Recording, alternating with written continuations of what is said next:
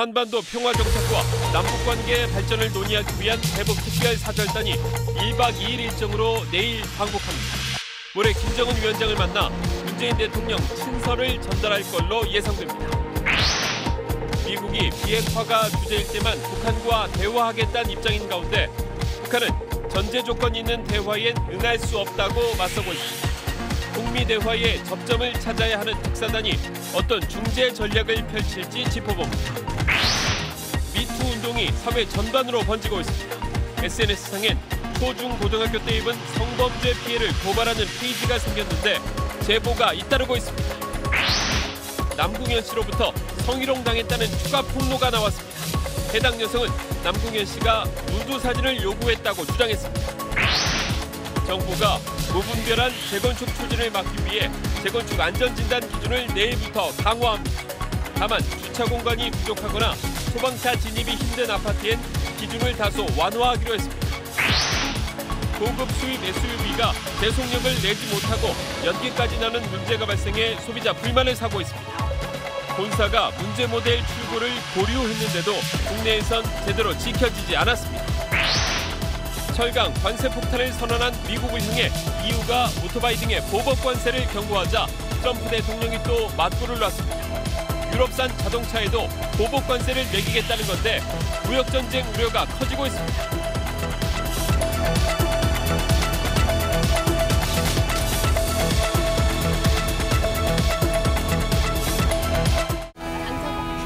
마스크가 필요 없는 세상으로. 내일을 바꾸는 현대 수소전기차. 여러분 안녕하십니까? 대북 특별사절단이 문재인 대통령 친서를 들고 내일 북한으로 갑니다. 어제 전해드린 대로 정의용 안보실장과 서훈 국정원장 이렇게 투톱으로 구성됐습니다. 1박 2일 일정인데 가장 주목되는 김정은 위원장 면담은 모레쯤 이뤄질 것으로 보입니다. 먼저 최고은 기자입니다. 문재인 대통령의 대북특별사절단은 장관급 인사 2명을 포함해 모두 5명으로 꾸려졌습니다. 정의용 청와대 국가안보실장이 수석 특사를 맡고 대북통인 서훈 국정원장이 함께 갑니다. 여기에 천혜성 통일부 차관, 김상균 국정원 2차장, 윤건영 청와대 국정상황실장이 동행합니다. 특사단은 내일 오후 특별기를 타고 서해 직항로를 이용해 방북합니다.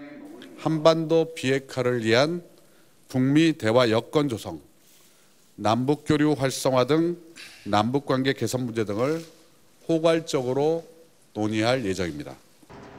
1박 2일 일정입니다. 구체적인 내용은 공개되지 않았지만 김정은 위원장 면담은 모레 오전이 유력합니다. 이 면담에서 문재인 대통령의 친서가 전달될 걸로 보입니다.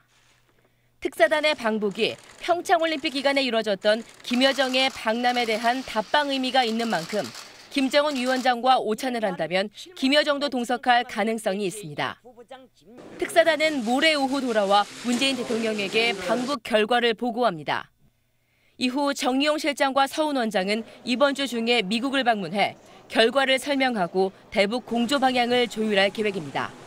SBS 최고은입니다. 지난달 북한 김여정 특사는 김정은 위원장 친서를 전달하면서 구두로 평양 초청 의사를 전했습니다. 그렇다면 우리도 큰 원칙 담은 친서를 전달하고 비핵화 같은 구체적 내용은 말로 전할 가능성이 크겠죠. 이어서 정유미 기자입니다. 대북특별사절단의 메시지 전달, 참고할 장면은 지난 김여정의 청와대 방문입니다. 김정은의 특사 김여정은 문 대통령에게 친서를 전달한 뒤 평양 초청 의사는 구두로 밝혔습니다. 이번 대북특사단도 비슷한 방식이 될 걸로 예상됩니다. 청와대 관계자는 문 대통령 친서에는 한반도 평화 정착을 위해 남북이 함께 힘을 모으자는 취지의 원론적인 메시지가 담길 거라고 말했습니다.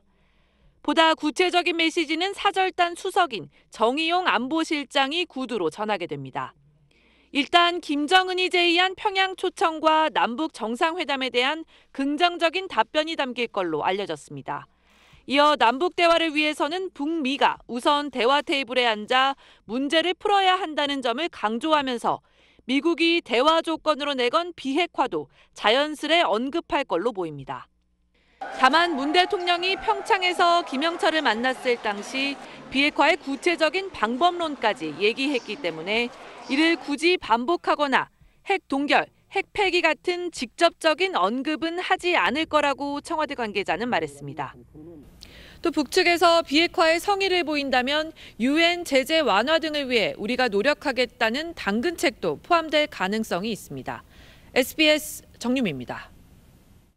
네, 남북 관계는 이번 주가 상당히 중요할 것 같습니다. 안정식 북한 전문 기자 나와 있습니다. 장 기자, 네. 사실상 북미 중재 외교 첫 발을 뗐다 이렇게 봐도 되겠죠? 그렇습니다. 지금까지 평창 올림픽 계기로 여러 가지 접촉들이 있었는데 네. 지금까지는 사실상 이제 워밍업이었다 이렇게 볼 수가 있고요. 한반도 핵심 현안, 즉 핵 문제를 둘러싼 북미 외교는 사실상 지금부터 본격적으로 시작됐다 이렇게 봐야 될 것 같습니다. 자, 그런데 말입니다. 북한과 미국이 서로 안 만난다 이런 얘기는 안 하지만 조건이 너무 다르지 않습니까? 북한이 오늘 또 미국 입장을 정면 반박했던데요. 예, 북한이 이제 북미 대화를 할 용의가 있다 이렇게 하니까 미국이 비핵화를 조건으로 대화를 할 수 있다 이렇게 했지 않습니까? 여기에 대해서 북한이 뭐라고 했냐면 미국과 전제 조건이 있는 대화는 하지 않겠다라고 얘기를 했습니다. 즉 비핵화를 대화의 주제로 걸어놓고 하는 대화는 안 하겠다는 건데 북한은 기본적으로 핵 보유국으로 인정을 받는 상태에서 대화를 하겠다 이런 입장인 것 같습니다. 자, 미국은 북핵 폐기를 바라는 건데 그럼 대화는 해보나 마나 아닙니까? 그렇게 보기에는 좀 아직 이른 것 같습니다. 왜냐하면요, 이 북한이 비핵화 대화는 안 하겠다고 하지만 아직 협상의 여지를 열어둘 수 있는 부분은 좀 있습니다. 예를 들어서 핵실험을 유예한다거나 미사일 발사를 유예하겠다. 더 나아가서 핵 동결까지는 북한이 카드로 쓸 수 있는 부분이거든요. 여기다가 트럼프 미국 대통령이 워싱턴에서 뭐라고 했냐면 김정은과 직접 대화도 배제하지 않겠다라고 말을 했는데요. 이런 것들을 보면 우리가 북미 둘 사이에서 이 공통분모를 어떻게 뽑아내느냐에 따라서 북미 대화가 시작될 여지는 있어 보입니다. 다만 대화가 시작된다고 해서 반드시 잘 된다는 보장은 없기 때문에 앞으로도 계속 첩첩산중인 것은 분명하다라고 볼 수 있겠습니다. 이제 내일 특사단이 북한에 가는데 우리 기자들도 혹시 동행 취재가 가능한 상황입니까? 이번에는 기자들을 안 데려가서요. 사실은 특사단이 가서 올 때까지 좀 깜깜 소식일 가능성이 있어 보입니다. 네, 잘 알겠습니다. 안정식 북한 전문 기자였습니다. 자, 이어서 성폭력 고발 미투 소식 전하겠습니다. 음악인 남궁현 씨가 의혹 제기에 법적 대응한다는 소식 전해드렸는데 이 보도를 보고 한 분이 자신도 똑같이 당했다며 SBS에 알려왔습니다. 벌써 네 번째 고발입니다. 김수영 기자가 보도합니다. D씨는 지난 2006년 친분이 있던 남궁현 씨로부터 연락을 받았습니다. 남궁현 씨가 공연에 필요한 컴퓨터 그래픽 작업을 위해 여성 신체 사진이 필요하다며 누드 사진을 보내달라고 했다는 겁니다. D씨는 처음엔 다른 사람의 사진을 구해 보내줬지만 남궁현 씨는 지속적으로 D씨의 사진을 요구했다고 주장했습니다. 그 당시에는 정말 힘이 있던 사람이고 이게 거절을 할 수도 없고 설마 그러겠나 싶은 거예요. 그 당시에는 자신이 가진 관력을 이용해서 성노리개를 이용을 했다는 게 정말 화가 나고요. 남궁현 씨 변호사는 D씨에게 모델료를 지급했다고 해명했지만 입증할 만한 자료를 제시하지 않았습니다. 국악인 A씨는 지난해 10월 남궁현 씨가 공연 영상 그래픽에 쓸 거라며 옷을 벗어보라고 했다고 폭로했습니다. 이렇게 핸드폰 들면서 다 앉아서 이렇게 하면서 그러면은 가슴만 5초만 싫어? 3초만 이걸 찍어서 지금 너한테 CG로 컴퓨터로 해서 보여주려고 했는데 D씨는 A씨의 폭로가 자신이 겪은 일과 너무 비슷해 놀랐는데 남궁현 씨가 A씨를 명예훼손으로 고소하겠다고 하자 폭로를 결심했다고 털어놨습니다. 권력이나 그 명예를 실추시키지 않기 위해서 지금 한 사람을 매장을 시키겠다는 건데 그거는 아니죠. 피해자들이 많이 나와서 나의 힘을 보여주면 좋겠다는 그런 생각이죠. 이로써 남궁현 씨의 성폭력을 고발한 여성은 4명으로 늘었습니다. SBS 김수영입니다. 미투 운동은 이제 사회 전체로 번지고 있습니다. 학교에서 있었던 성폭력을 고발하는 곳이 생겼는데 제보가 잇따르고 있습니다. 이 소식은 강청환 기자입니다. 페이스북에 개설된 스쿨 미투 페이지입니다. 초등학생 시절 담임 선생님에게 성추행당한 경험과 직장 상사였던 교감 선생님에게 성추행당한 현직 교사의 사연까지 학교에서 발생한 성범죄 피해 사실이 잇따라 올라오고 있습니다. 지난달 25일 개설된 이 페이지에는 현재 성추행이나 성희롱 경험을 담은 10여 개의 고발글이 올라왔고 구독자도 300명이 넘었습니다. 학창시절 성범죄 피해 고발은 온라인뿐 아니라 방송 제보 등 오프라인에서도 활발하게 이어지고 있습니다. 친구들과 선생님 댁에 놀러 갔어요. 무릎을 꿇고 앉아 있었는데 자기 다리를 쭉 뻗더라고요. 발로 막. 저는 어른이 됐고 같이 갔던 친구들도. 주로 문화예술계에 집중됐던 미투 운동이 시간이 지나면서 대학가는 물론 초중고등학교까지 확산하는 겁니다. 교육부는 부랴부랴 성폭력 근절 대책을 내고 실태 점검에 나섰습니다. 대학 내 신고센터를 운영하고 성폭력을 저지른 교원은 교단에서 퇴출하겠다고 밝혔습니다. 미투 운동은 이제 열린 광장으로도 번져가고 있습니다. 오늘 오후 광화문에서 열린 한국여성대회에선 학생과 경찰, 교수 등 각계 각층의 여성들이 자신이 당한 성범죄 피해를 이야기하며 미투 운동에 동참했습니다. SBS 강청원입니다. 이런 가운데 고은 시인은 외국 언론을 통해서 성추행 의혹을 완강히 부인했습니다. 아내와 자신에게 부끄러운 일은 하지 않았다면서 집필도 계속하겠다고 밝혔습니다. 보도에 이현영 기자입니다. 고은 시인은 영국 일간지 가디언을 통해 공식 입장을 내놨습니다. 고 시인은 최근 의혹들에 내 이름이 거론된 것이 유감스럽고 내 행동으로 인한 의도치 않은 고통에 대해서도 이미 유감을 표했다고 말했습니다. 하지만 일부에서 제기한 상습적인 추행 의혹은 단호히 부인한다고 밝혔습니다.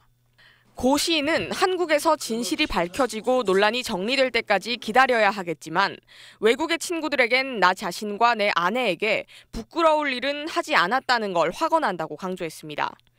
한 사람으로서 시인으로서 명예를 가지고 집필을 계속할 것이라고 덧붙였습니다. 가디언은 고 시인의 성명은 영국의 한 출판사를 통해 전달됐다고 보도했습니다. 가디언은 고 시인은 종양 치료에다 성추행 논란이 겹쳐 건강이 악화된 상태라고 전했습니다. 고 시인의 성추행 의혹은 최영미 시인이 시 괴물에서 한 원로 문인의 행적을 다루면서 알려졌습니다. 이후 고 시인은 국내 매체와 접촉을 피하고 있습니다. 최 시인은 고 시인의 성명을 의식한 듯 자신의 페이스북에 제가 괴물에 대해 매체를 통해 한 말과 글은 사실이다라는 글을 올렸습니다. SBS 이현영입니다. 정부가 내일부터 강화된 재건축 안전진단 기준을 적용하기로 했습니다. 재건축 단지 주민의 반발에 초강수를 둔 건데 다만 주차난이 심각한 아파트는 허용 가능성을 열어뒀습니다. 정경윤 기자입니다. 국토부는 지난달 20일 아파트 재건축 안전진단의 4가지 기준 가운데 건물 노후화와 붕괴 위험 같은 구조 안정성을 최우선으로 삼는 개정안을 발표했습니다. 무분별한 재건축을 막아 집값을 안정시킨다는 취지였습니다. 국토부는 통상 20일인 행정예고 기간도 10일로 대폭 줄였고 내일 바로 시행한다고 밝혔습니다.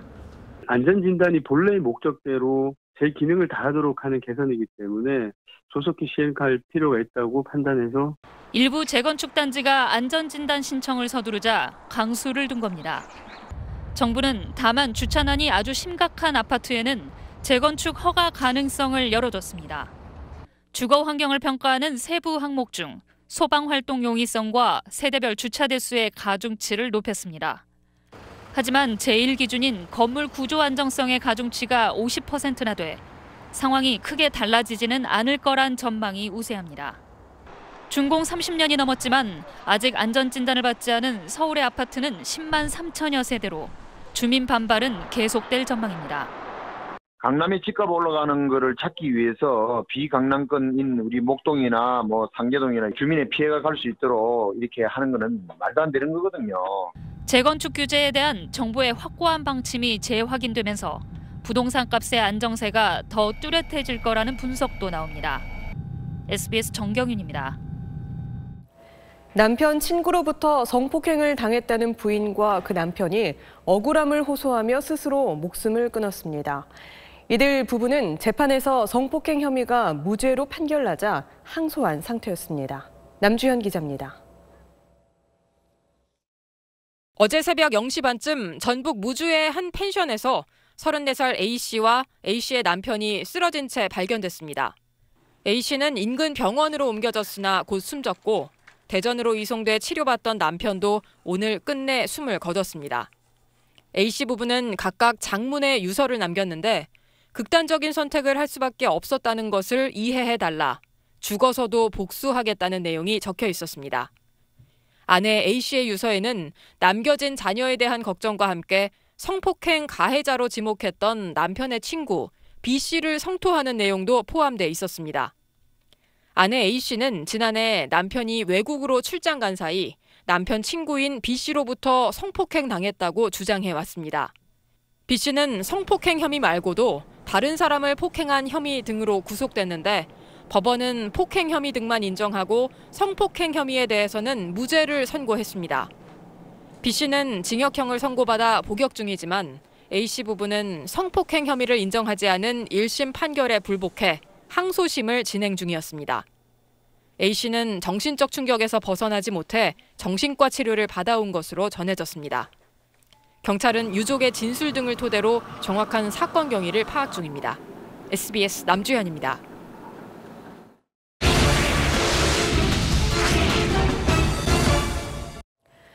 2억 원이나 하는 고급 수입 SUV가 오르막길에서 제 속력을 내지 못하고 연기까지 나는 문제가 발생하고 있습니다. 이 때문에 본사가 문제 모델의 출고를 보류했는데도 판매상들이 버젓이 소비자에게 차를 넘긴 사실이 확인됐습니다. 고정현 기자가 기동 취재했습니다. 계기판의 분당 엔진 회전수는 올라가는데도 차량은 좀처럼 속력을 내지 못합니다. 풀악셀이야 지금. 풀악셀인데 이거밖에 안 가. 같은 모델인 이 차도 주차장 오르막길을 힘겹게 오릅니다. 모두 고급 SUV인 랜드로버사의 2017년식 레인지로버 디젤 모델입니다. 국내에서 2억 원 정도에 팔리는데 공교롭게도 지난해 12월 이후 출고된 차량에서 비슷한 문제가 잇따라 발생했습니다. 계기판에 제한된 성능이란 경고등이 뜨며 차가 제속력을 내지 못하는 겁니다. 더 이상 속도가 안 올라가게 되니까 뒷차들이 경적을 울리거나 오르막길에서 7에서 10km밖에 속도가 안 나더라고요. 이런 거북이 현상을 호소한 레인지로버 소유주만 20여 명입니다. 문제가 불거지자 랜드로버 본사는 해당 모델을 지난달 중순부터 한 달여간 출고 보류를 결정했습니다. 하지만 국내에선 제대로 지켜지지 않았습니다. 이 기간 일부 판매상은 소비자에게 문제의 모델을 넘겼고 그 차에선 새로운 문제까지 발견됐습니다. 한 번 19km 운행을 했습니다.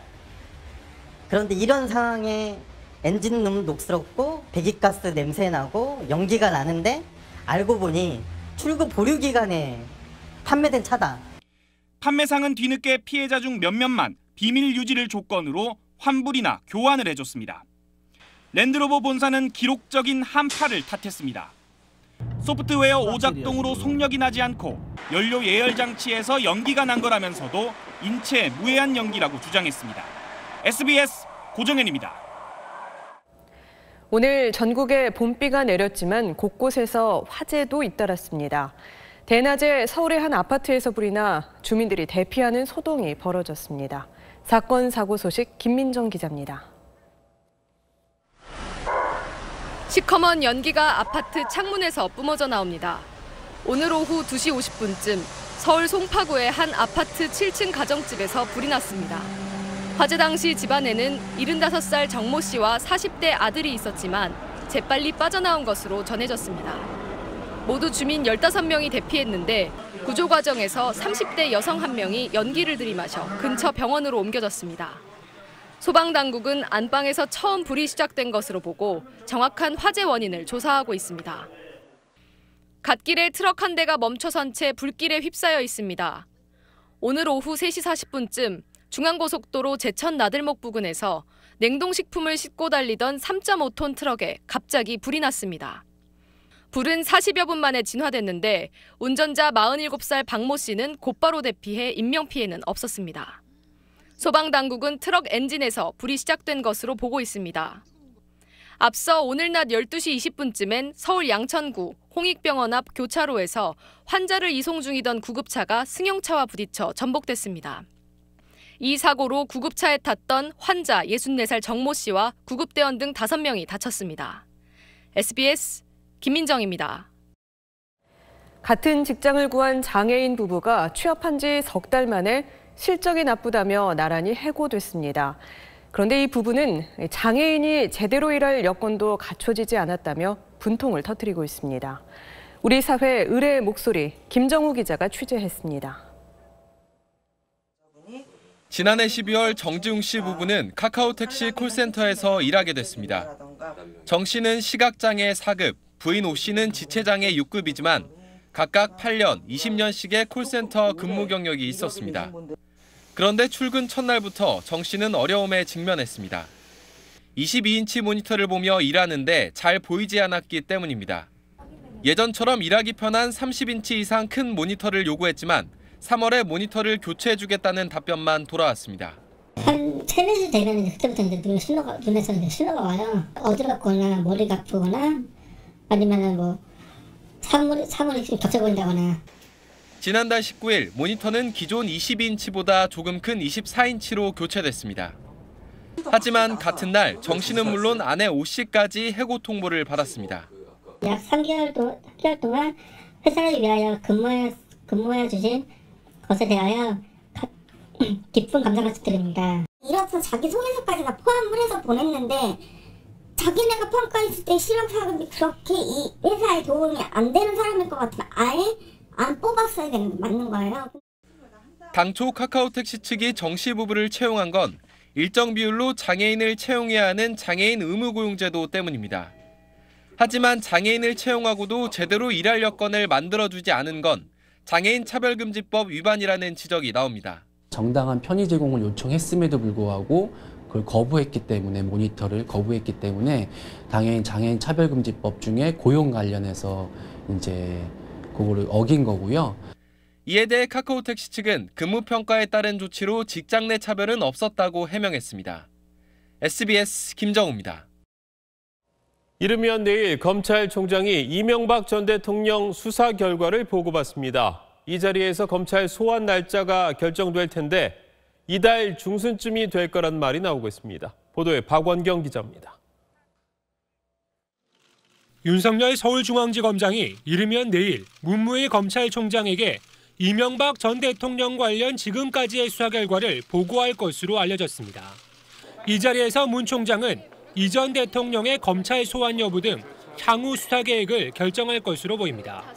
검찰이 국정원 특수활동비 불법 수수 혐의로 김백준 전 총무계획관을 구속 기소하며 이 전 대통령을 주범으로 적시한 만큼 검찰 소환은 불가피해 보입니다. 따라서 윤 지검장의 보고에선 이 전 대통령의 소환 날짜가 결정될 가능성이 제기됩니다. 지난해 검찰은 박근혜 전 대통령을 소환하며 6일 전에 소환 통보를 한 바 있습니다. 이를 감안하면 이 전 대통령의 소환 시점은 3월 중순쯤이 될 것이란 전망이 나옵니다. 이명박 전 대통령과 관련한 뇌물 혐의 액수가 100억 원이 넘는 만큼 소환 조사 이후 검찰의 구속영장 청구 가능성도 제기되고 있습니다. 한편 검찰은 지난 2일 이 전 대통령의 재산관리인으로 알려진 청계재단 사무국장 이모 씨를 구속 기소했습니다. 이 국장은 다스 자회사와 관계사를 통해 18억여 원을 빼돌리는 등 60억 원 상당의 횡령 및 배임 혐의를 받고 있습니다. 검찰은 이 국장이 빼돌린 돈이 이 전 대통령 측에 전달된 건 아닌지 돈의 흐름을 추적하고 있습니다. SBS 박원경입니다. 금융감독원이 대대적으로 은행 채용 비리를 조사하면서도 외국계 은행은 살펴보지 않았습니다. 국내 은행 중에선 경남은행이 본조사에서 제외됐죠. 형평성 논란이 일고 있습니다. 보도에 김웅수 기자입니다. 지난 연말부터 올 초까지 금융감독원은 시중은행 11곳의 채용비리 실태를 조사해 혐의가 짙은 은행 5곳을 검찰에 수사 의뢰했습니다. 하지만 외국계 은행 2곳은 아예 조사에서 제외됐습니다. 은행권에선 형평성에 맞지 않는다며 봐주기 의혹까지 불거졌습니다. 국회에서도 의문을 제기하자 금감원은 이런 답변을 내놨습니다. 해당 외국계 은행들은 채용 비리를 2중 3중으로 감시할 수 있는 내부 제도가 잘 갖춰져 있어 제외했다는 겁니다. 다른 은행들은 황당하다는 반응입니다.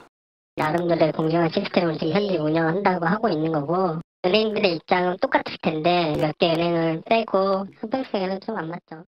또 국내 은행 중에도 경남은행의 경우 사전 조사를 벌이고도 본조사에서는 제외됐습니다. 사전 조사 결과 문제가 없었고 조사 인력과 시간이 제한돼 제외했다는 건데 사전 검사는 본 검사에 필요한 예비 자료 수집만 하는 것이어서 문제가 있다는 지적이 나옵니다. 이번 조사가 기관마다 기간이 다르고 투입 인원이 다르고 정보공개 청구를 했음에도 불구하고 이 부분에 대한 것들을 금융감독원은 답변하지 않고 있다는 것이죠. 금감원은 조만간 제2금융권에 대해서도 조사를 진행할 예정인데 일관된 기준을 마련해 조사의 신뢰성을 확보해야 한다는 지적이 나오고 있습니다. SBS 김웅수입니다. 세계 무역 전쟁 먹구름이 더 짙어졌습니다. 유럽이 보복 관세를 경고하자 미국 트럼프 대통령은 다시 자동차로 보복하겠다고 더 세게 나왔습니다. 워싱턴 손성민 특파원입니다. 미국으로 거침없이 들어오는 유럽의 자동차에 세금을 적용할 것이다. 트럼프 대통령이 사실상 대유럽 무역 전면전을 선포했습니다. 한 해 100만 대가 넘게 수입되는 유럽산 벤츠나 BMW, 아우디 같은 독일 차가 표적입니다. 앞서 유럽이 철강 관세 폭탄 방침에 보복 관세를 공언한 직후 나온 반응입니다. Motorrädern, Harley Davidson, auf Jeans, Levi's, auf Bourbon. So blöd können wir auch. 트럼프 대통령은 어리석은 무역협정 때문에 연간 800조 원의 무역 적자를 내고 있다며 더 웃음거리가 될 수는 없다고 말해 물러서지 않겠다는 뜻을 재확인했습니다. Again, what's been allowed to go on for decades is disgraceful. It's disgraceful. 미국 경제계에선 도저히 일어날 것 같지 않던 재앙이 현실화한다는 블랙스완, 검은 백조를 언급하며 우려하고 있습니다. 트럼프 행정부 내에선 싸우자는 대통령과 상무장관 대 멈춰야 한다는 백악관 경제위원장과 재무장관이 충돌하고 있다고 외신들은 전했습니다. 캐나다와 중국도 반격을 벼르고 있는 상황에서 이번 주 트럼프 대통령이 정말 철강에 25%의 관세를 매길지 대상 국가는 어디까지일지가 세계 무역대전으로 가느냐를 판가름할 전망입니다. 워싱턴에서 SBS 손성민입니다. 우리 군의 정찰 위성 사업이 몇 년째 겉돌고 있는데 상황이 점점 더 꼬여가고 있습니다. 감사원이 정찰 위성 사업 주체가 부적합하다고 잠정 결론 내렸습니다. 내용이 복잡해서 김태훈 국방전문 기자의 설명이 필요합니다. 군은 4년 전 킬체인의 핵심 감시 자산인 정찰 위성 5기의 독자 개발을 결정했습니다. 국가연 주관 및 정부 투자의 국내 연구 개발로 결정되었으며 2015년에 체계 개발을 착수할 예정입니다. 하지만 위성 영상을 독차지하겠다는 국정원과 전력화 시기를 늦추더라도 항공우주연구원에 맡기자는 과기정통부가 번갈아 덜미를 잡는 바람에 3년을 허송세월했습니다. 결국 청와대가 나서 북한 미사일 탐지를 위한 군 고유의 일인이 애초 계획대로 군과 국방과학연구소가 전담하도록 지난해 교통정리를 했습니다. 그런데 이번엔 감사원이 그 교통정리가 틀렸다고 지적하고 나섰습니다. 감사원은 지난달 27일 6개월간의 감사를 마감하면서 항공우주연구원, 즉 항우연의 기술이 더 뛰어나기 때문에 청와대가 정한 국방과학연구소 대신 항우연이 정찰 위성을 개발해야 한다고 잠정 결론을 내렸습니다. 위성 전문인 항우연의 실력이 더 뛰어나다는 건 사실 당연한 결론입니다. 문제는 벌려놓은 프로젝트가 많은 항우연이 사업을 맡으면 가뜩이나 지연된 정찰 위성 전력화 시기가 몇 년은 더 미뤄진다는 점입니다.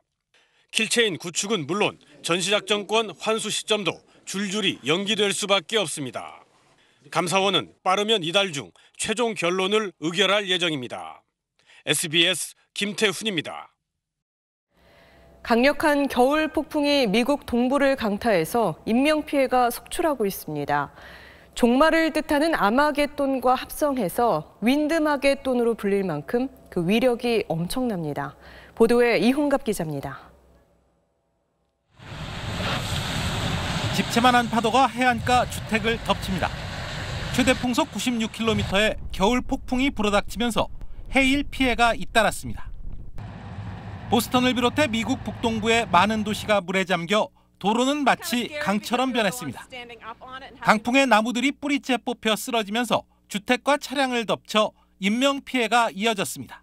We heard a noise. We didn't know what it was. We ran out. My son was still in the car with the tree on top of it. MBC 방송은 지금까지 9명이 숨졌다고 보도했습니다. 또 전신주가 강풍에 쓰러지면서 최소한 120만 가구의 전기 공급이 끊겼습니다. We expect people to be without power into next week. 항공기 운항도 차질을 빚어 1,400편의 항공기 운항이 취소됐고 2,400여 편이 지연됐습니다. 워싱턴 DC와 보스턴을 연결하는 암트랙 열차 운행도 한때 중지됐습니다. 미 국립기상청은 광범위한 지역의 강풍과 해안 침수 경보를 발령했고 메릴랜드와 버지니아, 매사추세츠주는 비상사태까지 선포했습니다. SBS 이홍갑입니다. 마카오로 가던 항공기가 날씨 때문에 홍콩으로 회항했는데 이후 승객들은 항공편이 아니라 배를 타고 목적지에 도착해야 했습니다. 근무 시간이 끝났다며 기장이 퇴근했기 때문입니다. KNN 강소라 기자의 보도입니다. 어젯밤 9시 반 김해공항을 출발해 마카오로 가던 에어부산 항공기가 안개 때문에 홍콩으로 회항했습니다.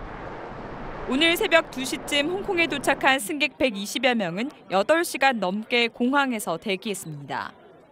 승객들은 해당 항공사로부터 제대로 된 설명과 숙소도 제공받지 못한 채 기내와 공항 로비에서 밤을 지새워야 했습니다. 더 큰 문제는 이후에 또 생겼습니다. 해당 항공기 기장은 근무 시간이 끝났다며 퇴근을 했고 승객들은 대체 항공편이 아닌 배를 이용해 마카오까지 가야 했습니다.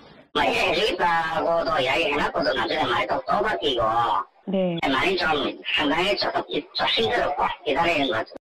승객들 사이에선 기체 결함이 있는 게 아니냐는 의혹까지 불거졌고 배편 이동에 대한 불만도 터져나왔습니다.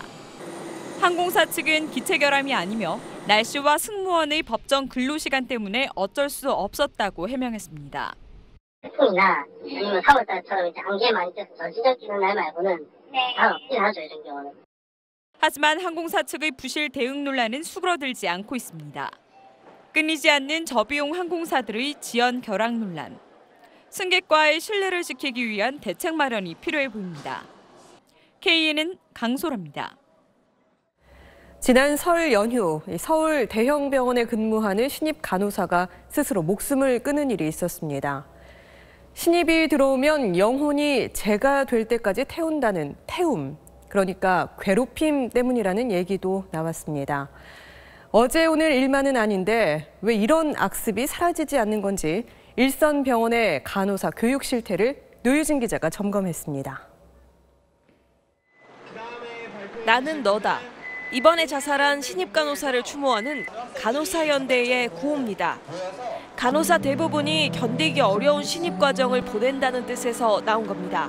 보통은 이렇게 찍어 물으면서 뭐 하는 거야? 약간 이런 거 머리 뭐 이렇게 하고 뭐 생각은 있냐? 뭐 머리는 왜 달고 다니냐? 물어보고 자꾸 제가 신입 때 거기도 대답을 못했고 너한테 말이야? 이런 것도 모르겠어. 너 학교에서 몇 명이나 있냐 그런 거. 대한간호협회 조사 결과 간호사 10명 중 4명은 괴롭힘, 이른바 태움을 경험했다고 대답했습니다. 태움의 가해자로는 직속상관인 간호사가 30.2%로 가장 높은 비율을 차지했습니다. SBS가 서울 시내 대형 종합병원 7곳을 조사해봤더니 신입 간호사는 짧게는 한 달, 길어봐야 석 달간 교육받은 뒤 간호사로 홀로 섭니다. 미국 같은 경우는 그 신규 간호사의 수습 기간이 추천하는 게 1년입니다. 그래서 그거를 이제 레지던시 프로그램이라 그래가지고 간호사가 인명을 다루는 업무를 한다는 걸 고려할 때 수습 기간이 턱없이 짧은 데다 교육 시스템도 문제입니다. 교육 전담 간호사가 있는 병원은 7곳 중 4곳, 그 수도 10여 명에 불과합니다. 대부분 3년차 이상 현직 간호사가 자기 업무 보기도 벅찬 상황에서 1:1 신입교육 업무까지 감당해야 하는 구조입니다.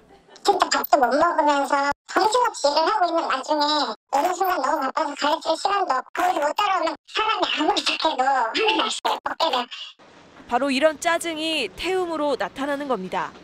적은 간호 인력과 전근대적인 교육 방식, 이런 부분이 개선되지 않으면 태움은 근절되기 어렵다는 게 현장 간호사들의 생각입니다. SBS 노유진입니다. 6월 지방선거가 오늘로 딱 100일 남았지만 아직 선거구조차 정해지지 않았습니다. 여야가 득실을 따지며 시간만 끌다가 벌어진 결과인데 고양이에게 생선 맡기는 방식, 이젠 바꿔야 하지 않을까요? 이한석 기자가 보도합니다. 그제 지방선거 예비후보 등록이 시작됐지만 선거관리위원회 사무실은 한산합니다. 지난달 28일 선거구 획정안 국회 처리가 무산되면서 아직 선거구가 정해지지 않아서입니다. 하루가 아쉬운 정치 신인들이 특히 피해가 큽니다. 예비후보 등록이 안 되면 선거 사무실은 물론 명함조차 만들 수 없습니다. 정치 신인들은 구역이 확정이 되질 않아가지고 지금 어느 지역에서 선거운동을 해야 될지 참 힘이 듭니다. 유권자들도 그만큼 검증의 시간이 줄어듭니다. 국회는 내일 원포인트 본회의에서 선거구 획정안을 지각 처리할 예정입니다. 이렇게 선거구 획정이 늦어진 게 한두 번이 아닙니다. 재작년 20대 총선 때는 선거구별 유권자 편차를 조정하라는 헌법재판소 결정에도 정치권의 대치가 길어지면서 60일 가까이 선거구 공백 사태를 빚었습니다. 고양이에게 생선 맡기는 식인 지금 제도를 손보자는 목소리가 잇따릅니다. 선거구 획정 같은 경우에는 사실 선관위가 하는 게 맞거든요. 선관위에서 객관적으로 하게 하는 게 맞는데 그거 잘 놓지 않으니까 문제죠. 이에 당사자인 정치권보다는 선관위에 맡기는 등의 제도 변화가 필요해 보입니다. SBS 이한석입니다. 현재 서울 등 서쪽 지방을 중심으로 비가 내리고 있습니다. 밤사이 그 밖에 전국으로 확대되겠고 내일 오후까지 많은 양의 비가 내리겠습니다. 제주 산간과 남해안 지방 80mm 이상, 강원 영동과 충청 이남 지방 20에서 60, 수도권과 강원 영서 지방에선 10에서 40mm가량의 비가 예상됩니다. 밤사이 동쪽 지방엔 비가 눈으로 바뀌어 내리는 곳도 있겠습니다. 특히 강원 산간과 경북 북동 산간 지방에선 30에서 50cm 이상의 폭설이 쏟아지겠습니다. 내일 아침 출근길엔 짙은 안개까지 끼면서 시야가 답답한 곳도 있겠고요. 기온은 오늘보다 최고 10도가량 낮겠습니다. 주 중반에 전국에 또 한 차례 비 소식이 들어있습니다. 날씨였습니다. 일요일 8시 뉴스 마치겠습니다. 고맙습니다.